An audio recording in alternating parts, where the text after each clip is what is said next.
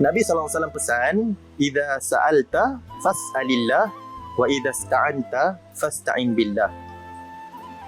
Kalaulah kamu nak memohon, mohonlah kepada Allah, dan kalaulah kamu nak memohon ataupun meminta pertolongan, mintalah pertolongan itu kepada Allah.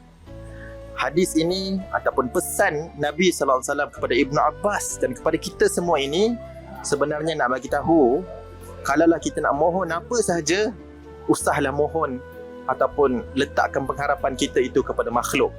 Makhluk, termasuklah manusia ini, mereka ini semua terhad ataupun ada batasannya. Tapi Allah, harapan kepadanya tidak pernah ada hadnya, tidak pernah ada batasannya. Suatu hari, Perdana Menteri Mesir yang bernama Ali Pasha datang kepada Sya'rani dan memberitahu Sya'rani, "Aku ni nanti nak pergi jumpa Sultan ni.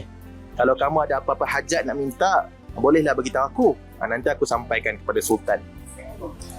Maka Sya'rani pun, kalau kita mungkinlah orang biasa akan fikir, oh mungkin dia nak minta itu dan ini, minta pangkat ke minta apa sahajalah.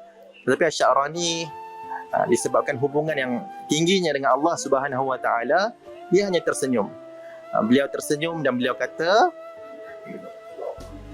"Alhamdulillah, kami tidak mempunyai apa-apa hajat kepada Sultan.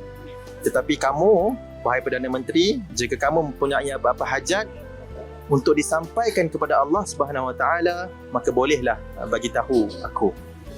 Masya Allah, inilah dia jawapan ulama yang sebenarnya menunjukkan kebergantungan kita sebenarnya patutlah ditujukan kepada Allah Subhanahu Wa Taala.